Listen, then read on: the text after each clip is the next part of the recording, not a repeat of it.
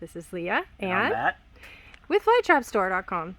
And we are here to talk about the most common growing issues or errors or what have yous with Venus flytraps. We get emails from people with a photo saying, quote, "What's wrong with my flytraps?" So we want to talk through that diagnostic process with you, starting from the most common to the least. Okay, so the first most common thing that we find is that flytraps have insufficient light. Tell us about that, Matt. Yeah, so typically the easiest way to tell if your flytrap is not getting sufficient light is the leaves tend to spread out wide and the traps are super tiny or non-existent. And that's when you have insufficient light, but enough that it's probably not going to kill it to be light deprived. But if it's really, really light deprived, you'll just get like spindly little white things. But most of the time, people are growing them in like a windowsill setting or on in a garage through a light or a window that's facing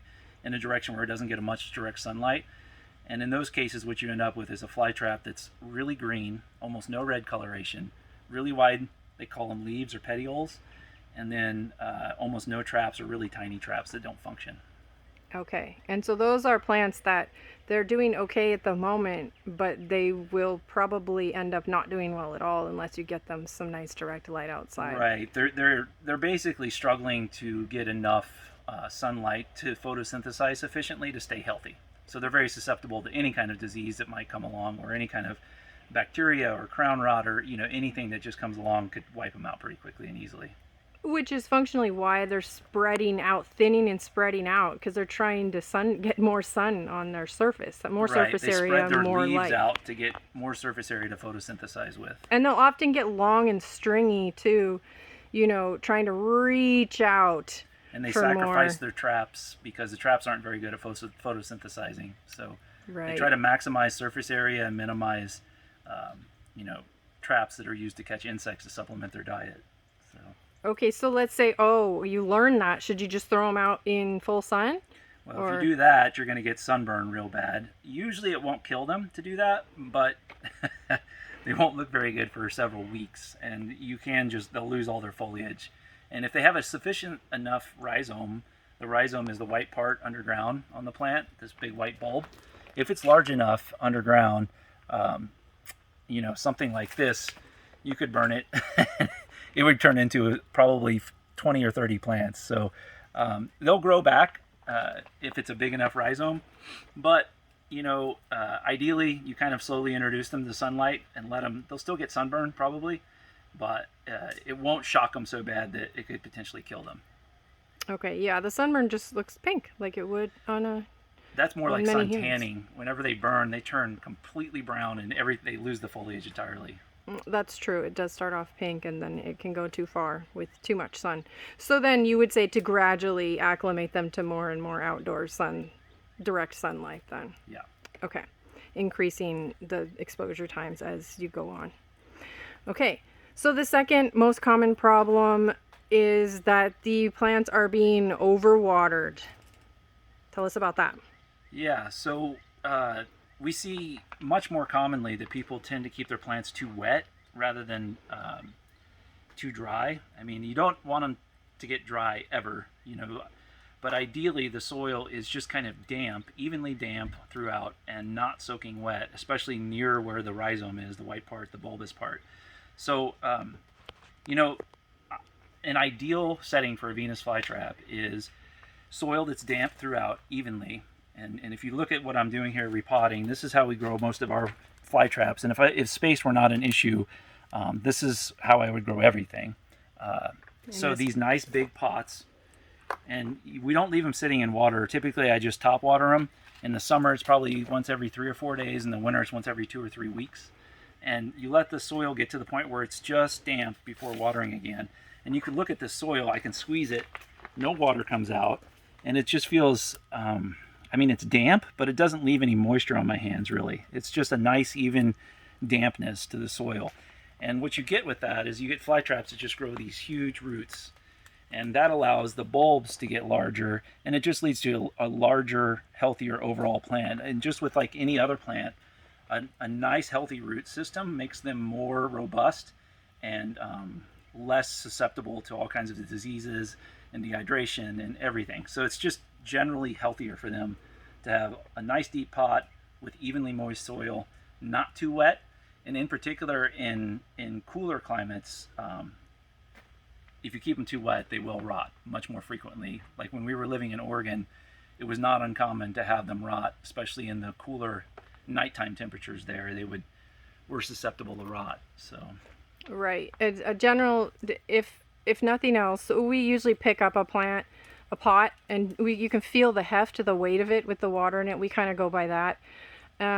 But if you just want a rule of thumb, what we've got on our care sheet is just try not to leave them in standing water for more than 2 days in a row. Unless you're in extremely hot and windy weather and they're just drying out every day, and then you can leave them in water all the time. But generally, we would recommend not leaving them in standing water for more than a couple days in a row. right, and that would be more targeted to smaller pots, such as the kind we ship plants in. These 3 or 4 inch pots, or these 3.5 inch pots. The water's quite close to the rhizome. Now, in a pot like this that's 10 inches deep, you can actually leave them sitting in an inch of water, and it stays less wet at the top, and they'll still put roots down, and the water is sufficiently far enough away from the rhizome that usually you won't have any issues. So if you want to keep them sitting in water and go the easy way, get a really deep pot, 10 or 12 inches deep, set them in an inch of water, and just leave them alone, and they'll love that. Cool. But we typically water from the top, let the water flow out, and then let it almost get to the point where it's dry before watering again, and that's how you get big, substantial root systems with big, healthy, rhizomes. Okay. You can also water in the tray and just let them soak it up from the bottom. There's absolutely nothing wrong with that, but sometimes the flytraps do like to be watered from the top, especially if you wanted to let that water run out and away from it. That can rinse it of some of the minerals in the growing medium, so that can be a nice little flush. Okay, so another really common issue is where you see some mineral burn, that there are minerals either in the water or in the growing medium. Tell us about that. Right. So typically tap water isn't suitable to use, or bottled water. What you want to do is either collect rainwater or use distilled water, or have a reverse osmosis system, or buy RO water. RO stands for reverse osmosis. And basically what you're looking for is water that's low in minerals, and in particular low in calcium and magnesium, which is quite common in tap water in certain areas of the country. So we were living in Oregon before moving here, and the tap water there was great. But here in Missouri, because of the limestone bedrock and the water flows through it, it picks up a lot of calcium. So then when we use well water here, the water comes out 300 to 400 parts per million, and a lot of that is calcium, and that's very toxic to these plants. So ideally, you use collected rainwater or reverse osmosis water or distilled water. Or if you do use tap water in certain areas of the country, it's fine. Like in Oregon, we would use it. But it does have some mineral content in it, so it's better to flush somewhat regularly. I'd say once 2 to 3 weeks, a month at most. Make sure you water from the top and let the water flow freely out the bottom of the pot to flush out any mineral buildup. And so what would the optimal mineral content be with a TDS meter?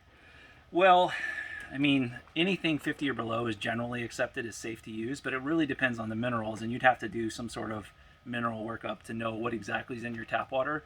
But you can bet in most areas of the country where there's limestone bedrock, it's going to be calcium. So you want to avoid that. But in other areas, for example, in Oregon, I'm not sure what was in the tap water. It was 50 parts per million of something. But it was definitely safe to use because we used it for years, and we had no ill effects from it. Whereas out here, it's limestone central. Okay, the next thing that could be an issue with your Venus flytrap is pests. Tell us about that, Matt. So the most common pest is the red spider mite, and on Venus flytraps, the most common pest is red spider mites. And typically you will not see this particular pest or any sign of it until you notice the damage. And the damage, we do have some photos of it posted online, and if you Google it for flytraps, you should be able to find some photos of it. But essentially what it looks like is the healthy parts of the plant that shouldn't be browning.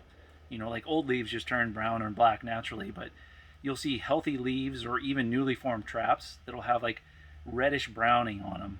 and that's the identifying characteristic of a red spider mite. So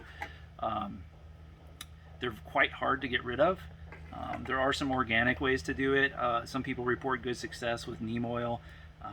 We typically go nuclear on them and use some sort of dedicated miticide, which is the easiest way to get rid of them. But yeah, that is the most common pest. And then there's some other nuisance things, like the fungus gnats are common, especially if you're growing indoors, but they don't do any harm to the plant. They're just kind of little gnats. They lay their larvae in the soil, and they typically eat algae or something on the surface. The little larvae do, and then they'll turn into fungus gnats, which fly around and are really irritating if you're an indoor grower, but they don't harm the fly traps per se. Okay, how about aphids? I've seen some harm done by aphids. Yeah, aphids are a little more rare, and they're quite easy to get rid of. So it's uncommon to see those as fly trap pest, although it does happen. So any kind of miticide or insecticide typically used at the recommended dosage will handle aphids quite easily. What does aphid damage look like? How do you know you've got aphids? Usually the traps are kind of deformed, and sometimes aphids are large enough you can see them too. I've actually spotted them typically before they, if you're diligent about checking your plants and looking at them regularly, you can usually spot aphids, little green bugs, and they'll typically sit on the crown. And I've only seen them, we've been growing since 2006 or 6, I think, and I've only seen them 3 times maybe on a fly trap. It's very rare. So spider mites are by far the most common. So yeah, aphids, little green bugs, damage is typically deformed traps. You'll see some sort of misshapen trap or leaf from them. Okay. And the next issue that could be happening with your fly trap is that it just needs a repot. Fly trap should be repotted about once a year. What would that look like on a plant? How would you know?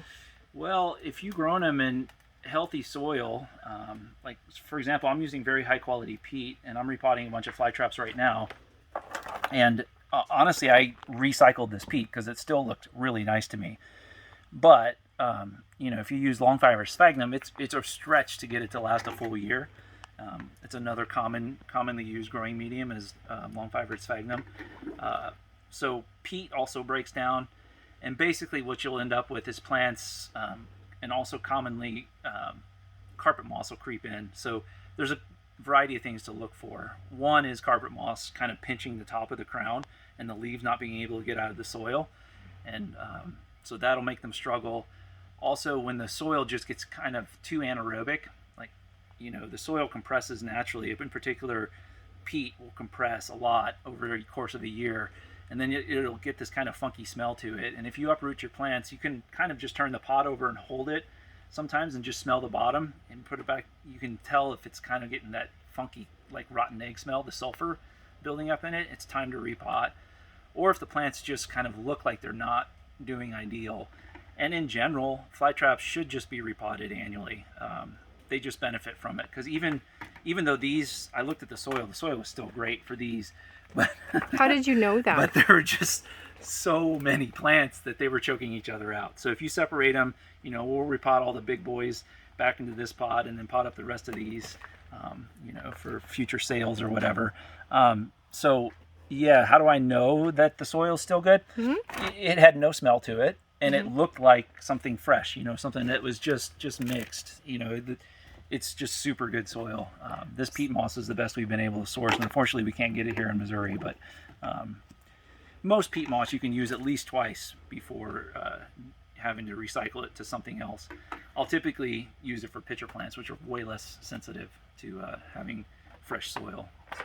And by fresh, you mean that there's not mineral buildup? Not mineral buildup, just the breakdown of the soil itself. So, okay. Peat, so if you get a close-up of this, when I squeeze it, it's nice and spongy. It feels like almost like sawdust, or, it bounces back. Whenever it gets kind of decomposed to the point where it's not as healthy for the plants, it's more, it turns blacker. It has a funky smell to it typically.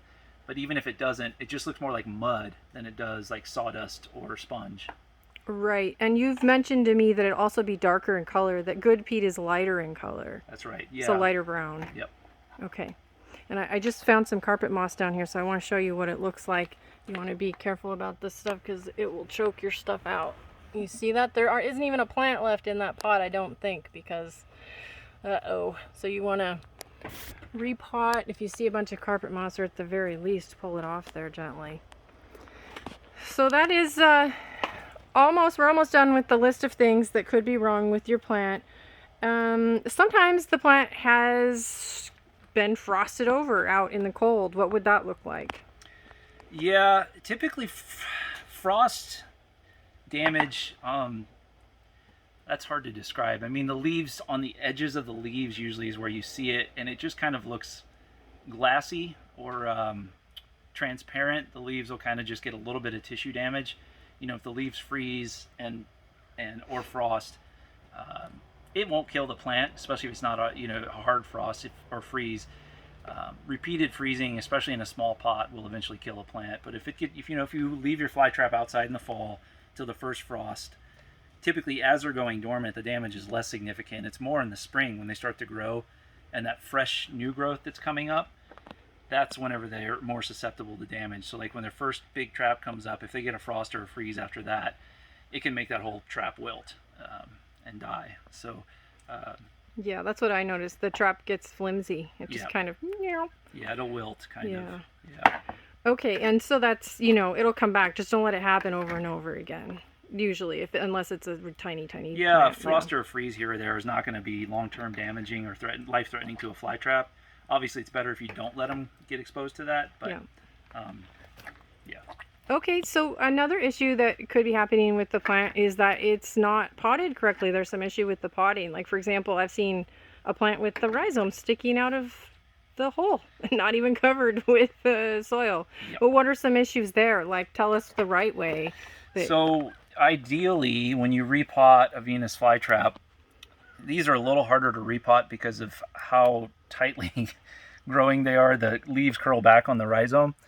But this is the rhizome, this big white bulb here. Mm-hmm. And then at the bottom of these green leaves, you can see it kind of trends from green to white. Essentially, you want the soil level to cover almost anything that's white. Almost no white should be showing at all. Ideally, no white will show. It's hard to work these down in, and I use a turkey baster to help seed the soil around it and get it to settle in there. And then I kind of work it in and around with my hand and come across the pot. When you pot multiple plants, it's a lot more challenging. But in general, you dig a hole with whatever your preferred utensil is. And I typically use a screwdriver. Chopsticks work.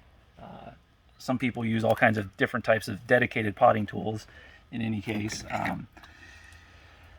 I use a screwdriver. I'll take it, get my hole prepped, and then try to get the roots down in there as deep as I can so that they can reach the water throughout the pot. So this guy's got a big old rhizome and a lot of roots on him.